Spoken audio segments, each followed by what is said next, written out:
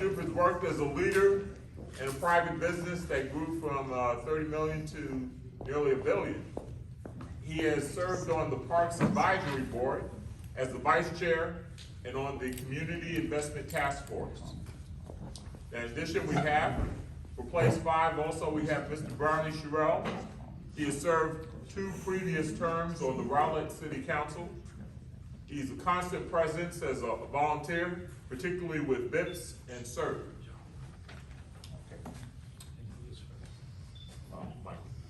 Michael, you're first.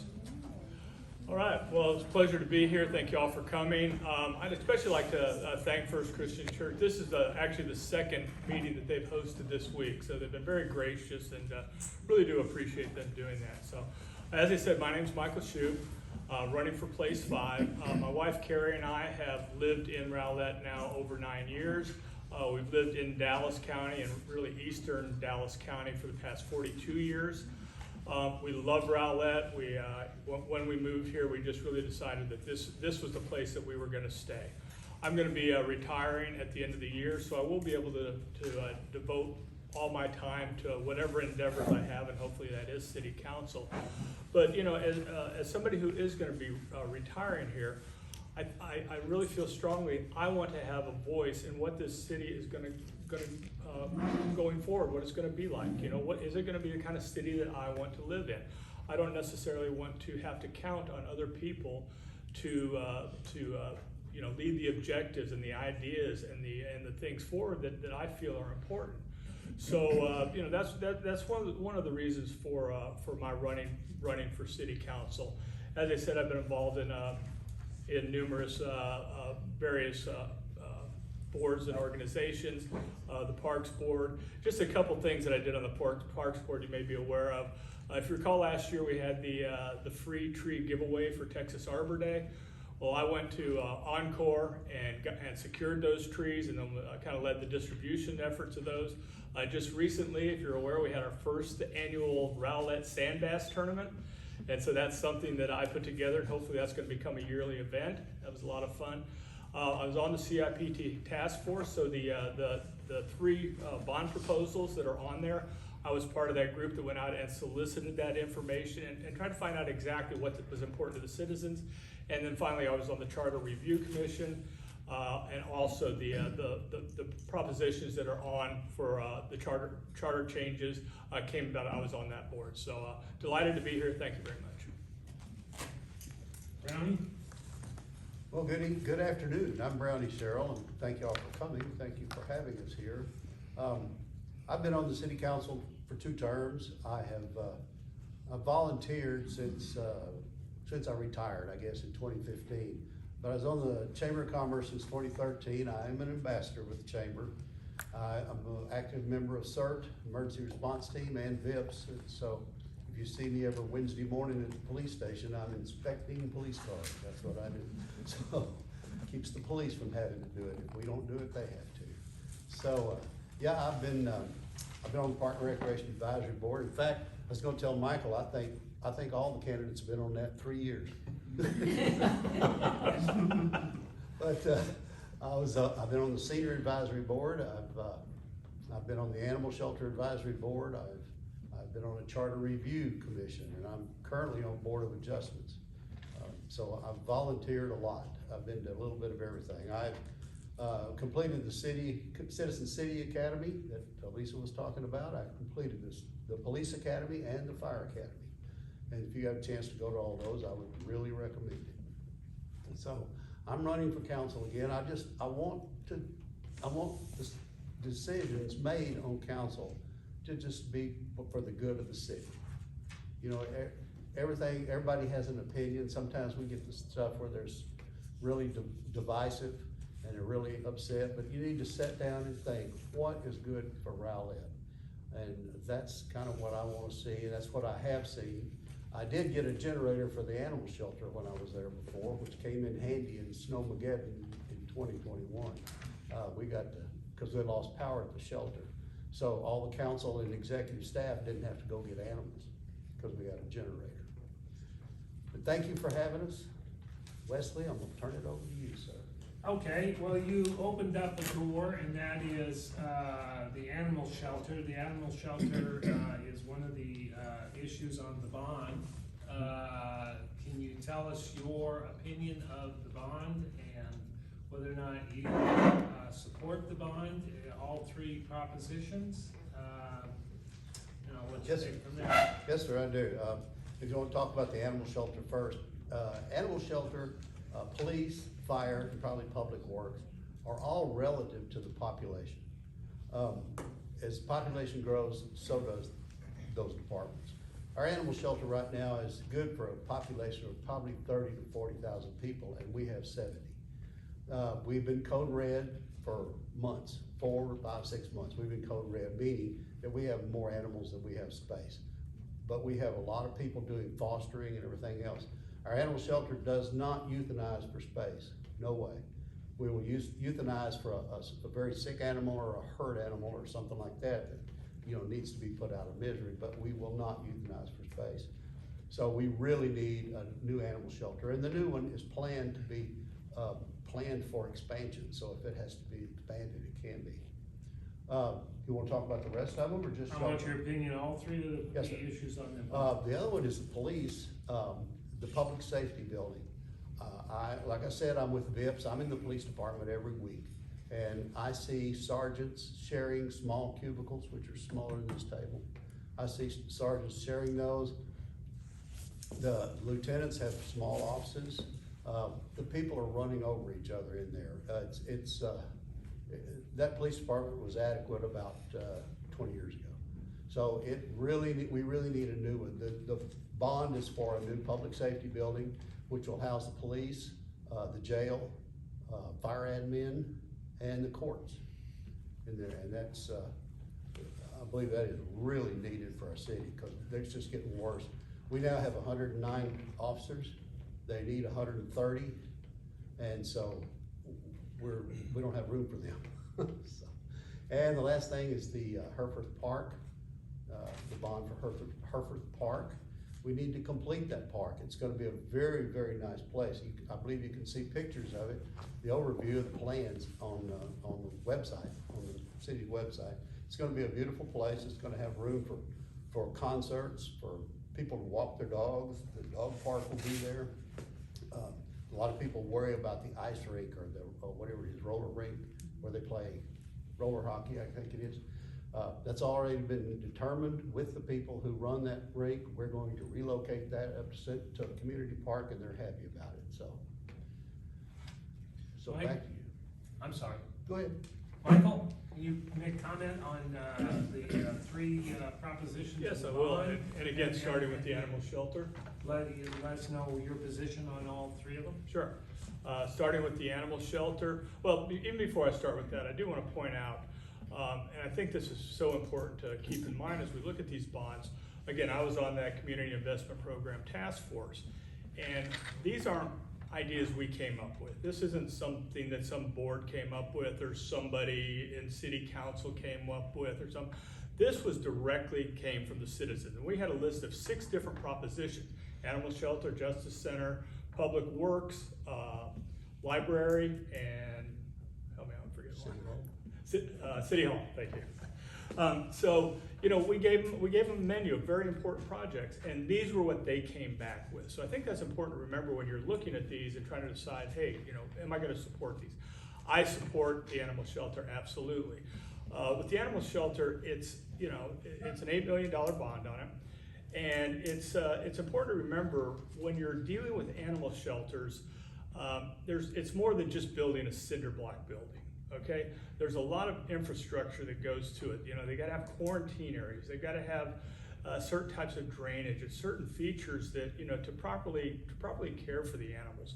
So I think, and I learned this, as I kind of got more involved in it and visited it, that it's not just piling a bunch of cages up in an open room and calling it good.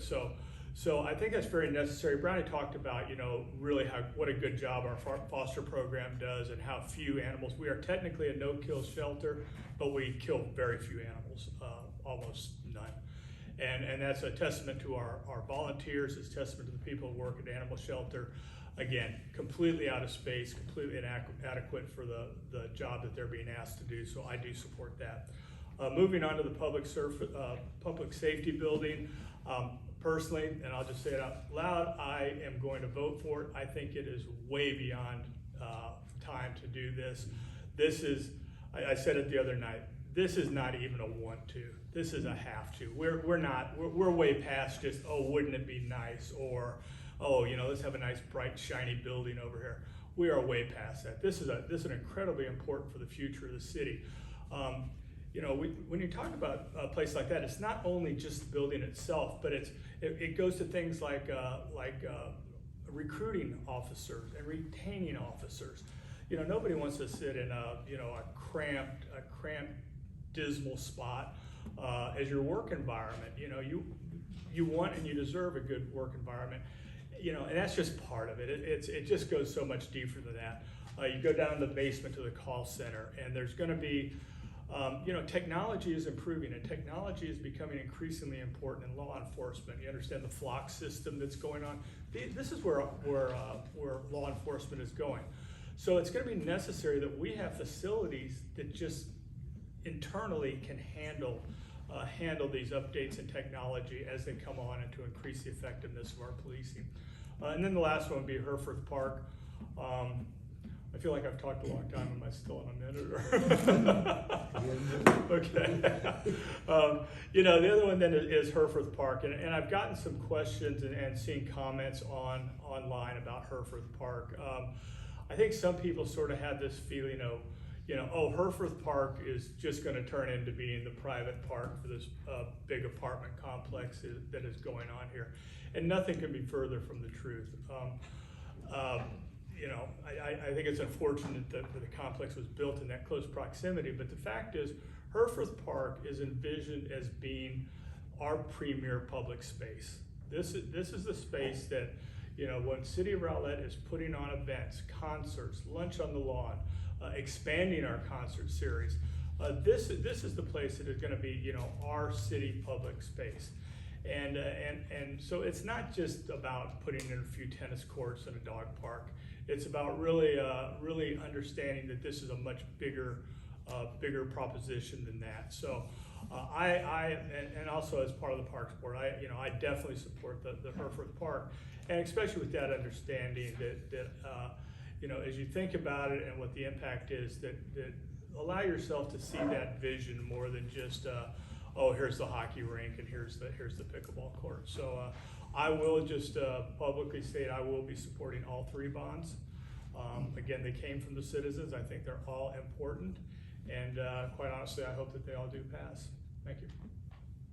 Michael, you opened the door to another issue, and that is crime. You mentioned the block system. I'm familiar with that.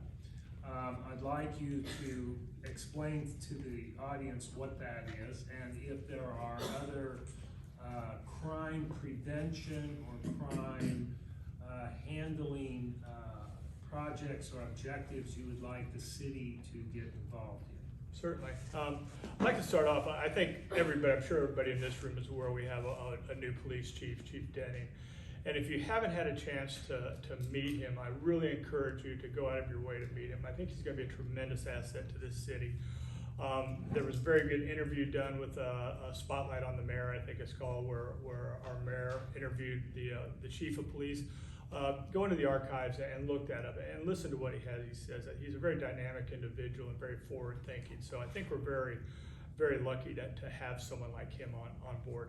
I'm not going to pretend to be an expert on the flock system unless somebody has a brochure here you want to share with me. But essentially what the flock system is, it's an enhanced license plate reader system. And they're sort of putting them right now, we have 10 currently in place. Around the perimeter of the city, I think is primarily where there are.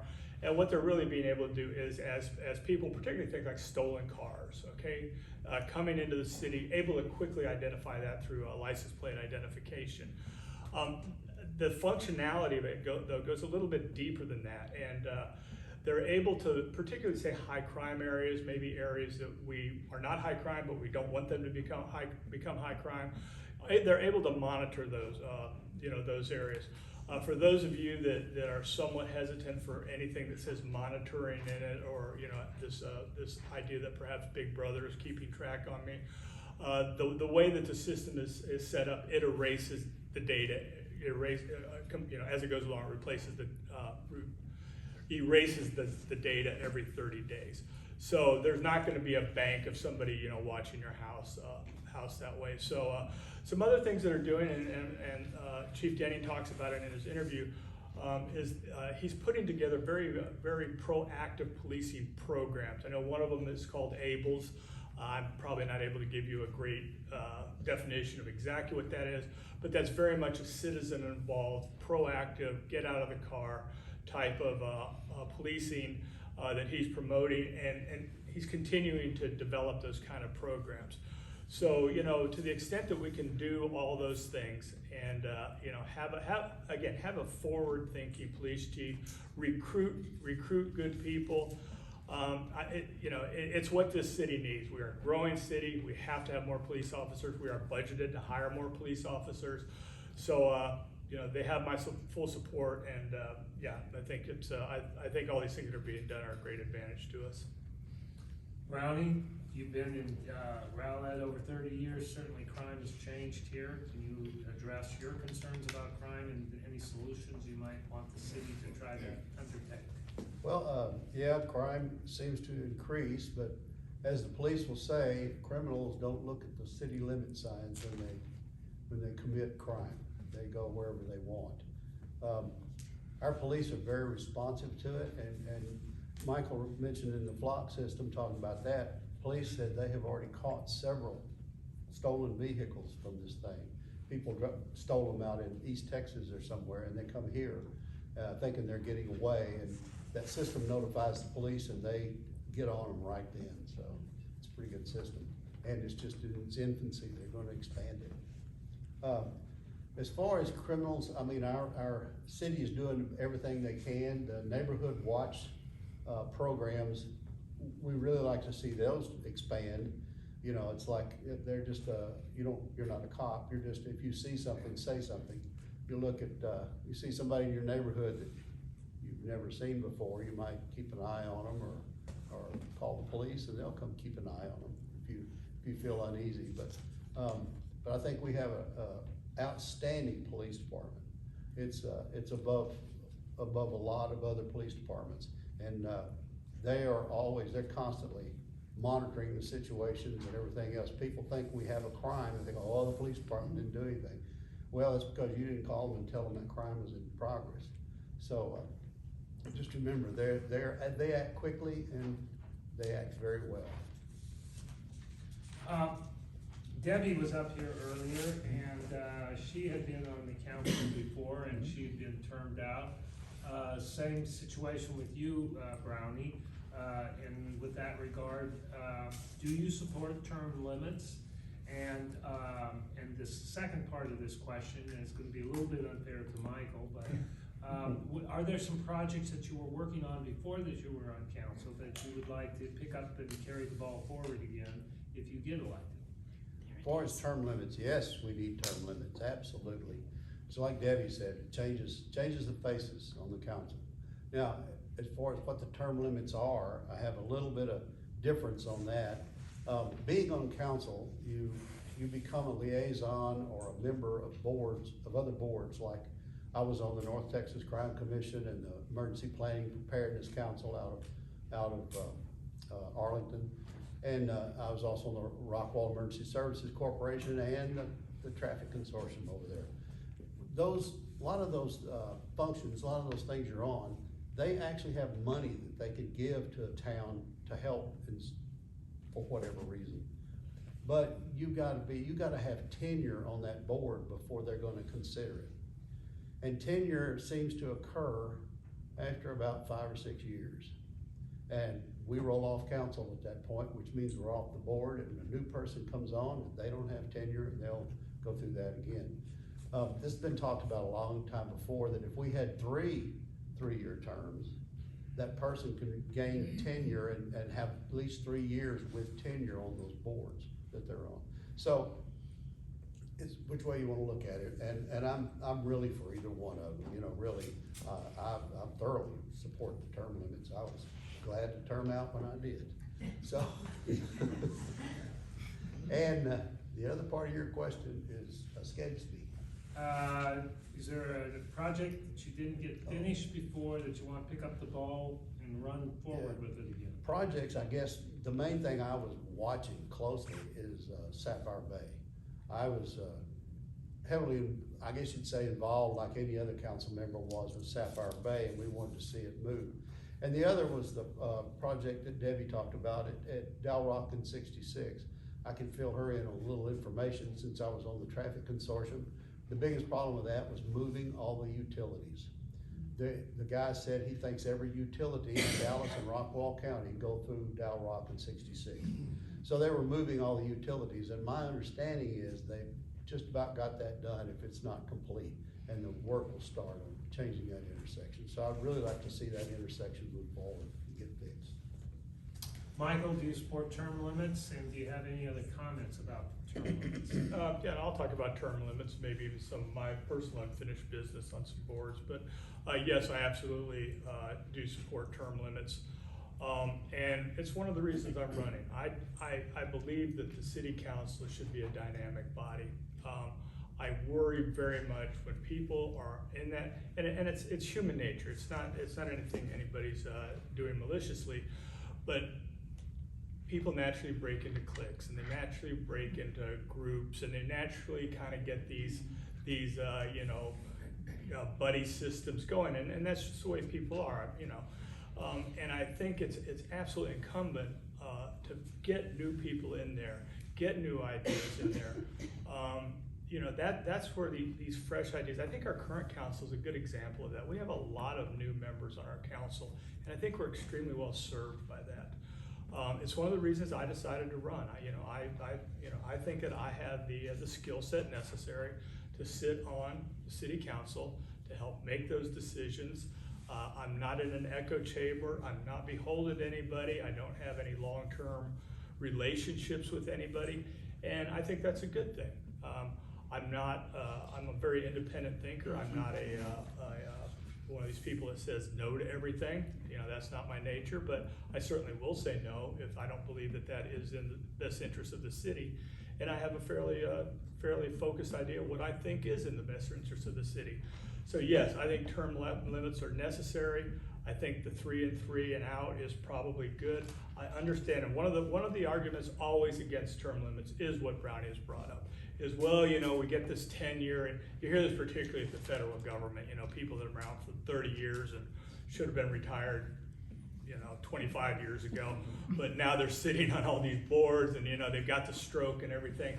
So I do think, yeah, maybe that is the trade-off to it, but I think that the benefits of having term limits, having fresh ideas, having new energy on city council is extremely important. Talk about some of these things we have going. I've been on the Parks Department now 3 years, and there's a lot going on there. And I certainly hope that that I will find my way to City Council and be voted in. If I don't, I'll remain on the Parks Department, on the Parks Advisory Board. We have a lot of projects going. We're preparing to update the master plan, putting together capital improvement projects right now, trying to prioritize them. So. Either way, I've got a lot of things to do. I've got a lot of irons in the fire. Again, my preference would be to be on city council, but I think I can be of service to this city, in a lot of places. Thank you. Questions from the audience? Michael, do you think the failure of red light cameras at stoplights was due to the concern of Big Brother fears? Oh, well, yeah, absolutely. I mean, on a national basis even, yeah.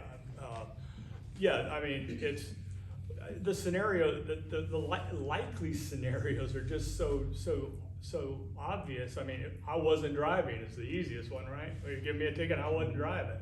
Well, how do you prove the guy was driving? I mean, yeah, and I kind of don't even know that there is something about robo law enforcement that maybe is a little unsavory. I don't know, maybe that's not the right word for it, but yeah, I mean, you know, you get caught speeding, cop gives you a ticket, pay your ticket. That's just the way it goes.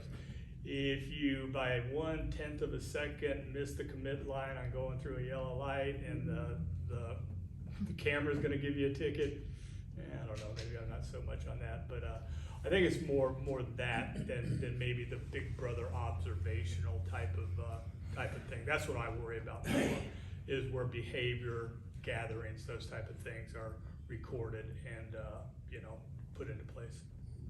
Ronnie? Yeah, I kinda remember what happened on those red light cameras a long time ago. The state we had those red light cameras, they wanted 80 or 85% of the money that came from those cameras. The fines, et cetera, they wanted 80 to 85% of it, but they wanted the city to be 100% responsible for their operation. And it got to where, wait a minute, this is costing us money, we're not gonna do this anymore. And so that's kind of where they went, right there. This gentleman over here, just. I was just gonna add to that, I'm a retired traffic engineer, and I can tell you that one of the reasons why the red light cameras failed is because at first they were catching the front of the vehicles, and they photographed people in the same car that shouldn't be. Okay. Better answer than I had. Yeah, we gotta remember that. Yes, sir. Richard Cole, I live in Rowlett. I wonder if you've given any thought to or have a vision for our downtown Rowlett, what we'll call Main Street. Do you have any thoughts on that? Which one? Brownie, you want Okay. to start and we'll let Michael's follow. My vision of downtown, you know, I really like the way it looks with the older buildings that run across from Bankhead, all those, the older buildings through there. I really like the way that looks because it gets back to that hometown feel, I guess. I actually lived in Rowlett in 1970 to 72, and it was real old then.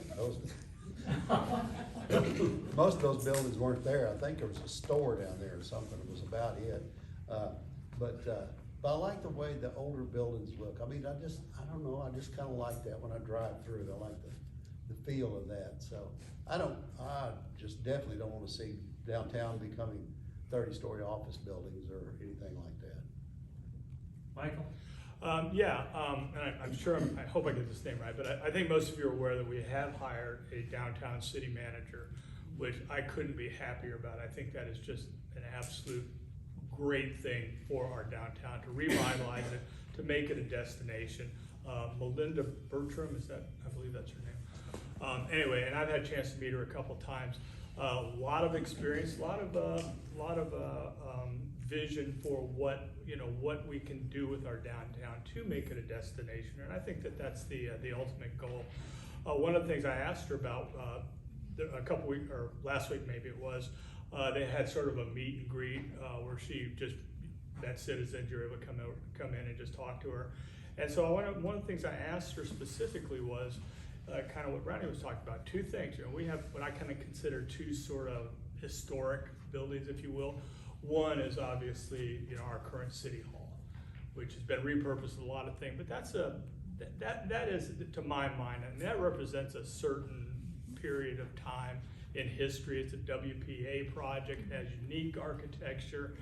You know, I hope that there's some way to incorporate that. I hope someday we move City Hall, or even if it's downtown, but into another building. But I would like that building to remain and be repurposed as something. And the other one is the old cotton gin. And I told her this, I said, you know, I've seen cotton gins being repurposed, and I've seen it done really well, and I've seen it done really badly, right? And so what do you think about it? What is your opinion as somebody who's dealt with this? And she came from City of McKinney, and they had a very similar, she said it was even worse shape than ours. And she said there are plans in foot. There are actually drawings being done, that there is behind the scenes, there is work being done to repurpose that, which I was glad to hear. I mean, you know, I'm sort of of mind, if you're not gonna do anything with it, knock it down. I mean, let's do something else. If you're gonna do something with it, well, let's get on with it, and let's again, start putting together some studies and getting some architectural drawings and decide what we want to do with it. So kind of a long way around of saying that yeah, I think I don't want to call it the revitalization. I think the building of a destination downtown is great. I'm glad that we're putting money into having someone to lead that, and I think it's very good for our future. Any other questions? This gentleman back here. Both of y'all will come on the council, Brown, you come down. There'll be a new city manager, from my understanding, the city manager wants to Yes. retire, I'm not getting on council. Two things, what will your first priority directive be to the new city manager and his staff? The second is, there's a lot of discussion on property tax right now, coming out of Austin, coming out of local communities. I don't know if you know what your percentage is here, commercial to residential, what we carry as a bedroom community as opposed to what the commercial carries, you know, I don't know what it is. Could there be a strategic plan, an active goal, along with the city manager on staff, to somehow relieve the homeowners of that property tax burden? We know we're not gonna have a lot of commercial activity coming in because we're just landlocked, we're peninsula.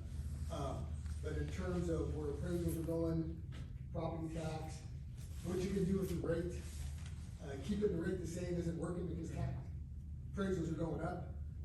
So is that a discussion you were having with the city manager with that? Because if anything has shown us over the past 10 years, this thing's not slowing down.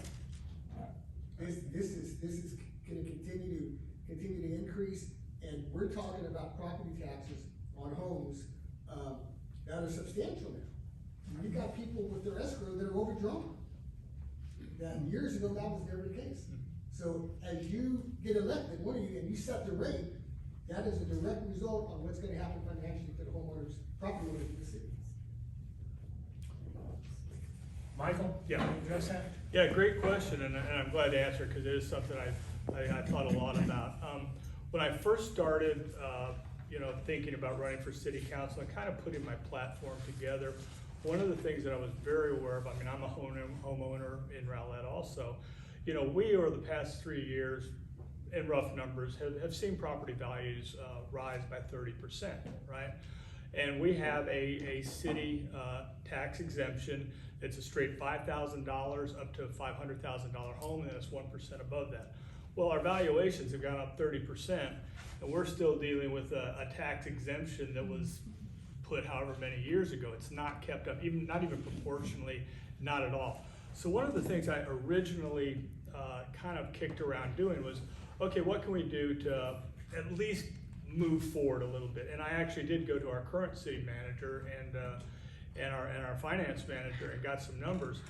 And basically what I had proposed was a $6,000 flat fee, okay, or a 1.17, so a 17% increase in the exemption. Either way you do it, that's about a 17% increase in the exemption. And so I suggested that, but I did also ask them, I said, what does that mean to the city? And what does that mean to the people who get that exemption? I mean, I'm not the greatest numbers guy. I mean, you guys tell me. And so they came back, and what I discovered was, and for this discussion, we're gonna use $250,000 as just an average home. So what it came back with is your current exemption is worth about $17. Okay, that on a 250, that's about what it nets out at.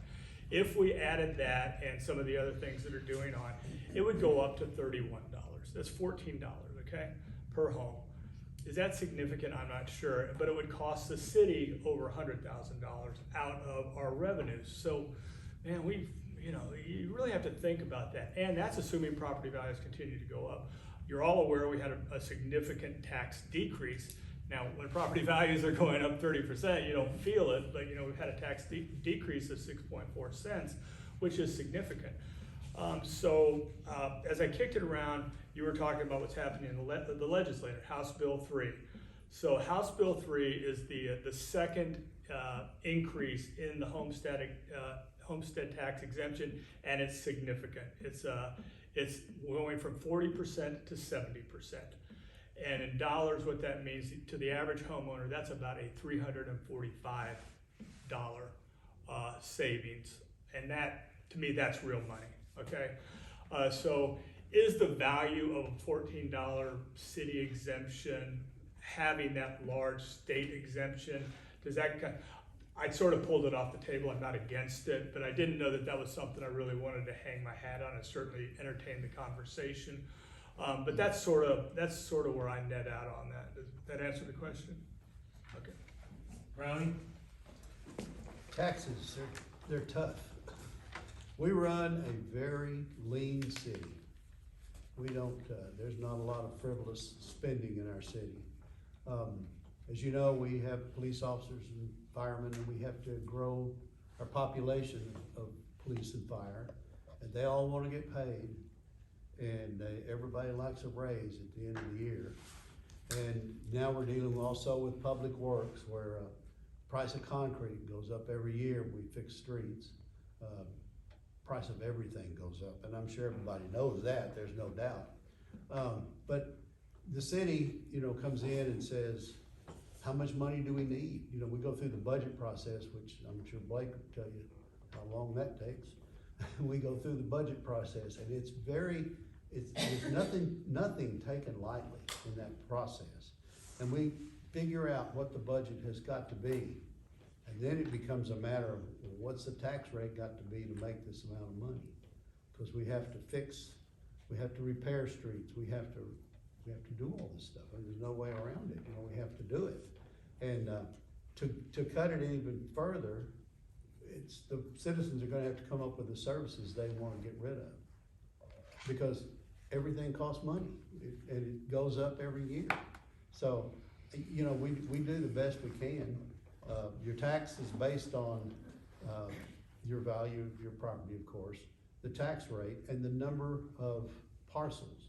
In other words, how many houses are gonna be paying tax, it has a lot to do with it. So they, somehow or another, our accounting department comes up with that number. They take the number and work backwards and see what the rate has to be to get that number.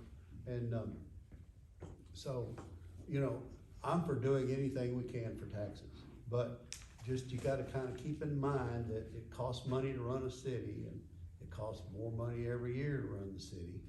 So, our employees, I guess I'm right, Blake can verify this, didn't they get a 3% increase? And that's all they get. Open range. I'm sorry? Open range. Uh-huh. They get, that's all they've been getting is 3%. That's not much of an increase, but it holds down, it costs the city over $1 million to give that 3% increase. So taxes are what they are. We try to hold them down as much. Well, like I said, we're a very lean city. We always have been a lean city. So we run as lean as we can. Any more questions? Brownie, we're gonna let you do your closing statement first. Well, I will first thank you all for coming and staying through the whole thing. I'm surprised. I'd like to say one important thing. I don't know if anybody's thought about this, but Michael and I are not running against each other. We're not opponents. We just happen to both be running from one spot. So one of us is gonna have better tennis shoes than the other, I guess. So, but just so you know, we are not enemies, we're friends, we will be I just met him through this campaign, so we will be for a long time. I would love to serve again on the city council. I think I bring stuff to, like the budget, for instance, that we just talked about. It takes you a while to learn that budget process. It takes a couple of years, and I can bring experience to that budget process. I can bring experience to a lot of things with council, how it all works and how it all fits. And I really would appreciate your consideration come April 24th for early voting and May 6th for the election. Thank you. Michael? Yeah, and again, thank you to everybody for coming and staying, and for this opportunity. I've come to actually enjoy these, so appreciate you all being here. I kind of said at the beginning that one of the reasons that I am running is because I believe I have the skill set to offer the city something. If I didn't think I brought something of value to the city, I'm not doing this because I need an ego stroke or because I want to be somebody's friend or, I mean, I'm doing it because I think that I can help the city in some ways selfishly. Like I said, I'm going to be retiring here. I want to help the city, and I think if I didn't think that I had the skill set to do that, I wouldn't even attempt this race. At our forum the other night, a lady came up to me and asked me. She goes, "Well, Mr. Shoup, what is your skill set?" So I was like, "Oh goodness, getting called out, right?" So some of the things, a lot of what I bring is what I bring from private industry. Working with $100 million budgets, working with $100 million forecasts, working with big numbers. You have to get used to working with big numbers. It's not like checking, balancing your checkbook. So I bring that skill set. Pretty much, at least for sure, the last 20 years of my current company, I've been in all kinds of leadership positions. These forward-thinking management groups within our company, the leadership groups within our company. But more than that, more than just leadership, it's being leadership as part of a team, being part of a larger group, being able to give and take, talk and listen, and to have those skills. And I think that's very important to have too. So I think that is what I bring. And we talked about term limits and good and bad. And again, that new energy, that new way of looking things and hearing things. I think that will serve everybody well. And I'm going to kind of close in the way I closed the other night is, I think that I just want to make sure that everybody makes an informed decision. We have good candidates, everybody's heart's in the right place. And it's important that you as voters go out and make an informed decision. Councilman Widget, if you haven't watched the videos, watch those videos. Learn what we're about and what we have to say and make your decisions then. There's these voter guides. I know I participated in the Dallas Morning News one on the League of Women Voters. Read those, make an informed decision, and then when you go vote, drag somebody with you. I think one of the things we all realize about these small local off-time elections like this, we're gonna have a small voter turnout. Every vote is gonna count. It's gonna be magnified. Your voice is gonna take on a much larger percentage of, compared to the city of importance. And so be informed, participate in the process, encourage others to participate in the process. Hopefully when you go into the voting box, you'll vote for me for Council 5, and it'd be my honor to serve the city of Rowlett. Thank you.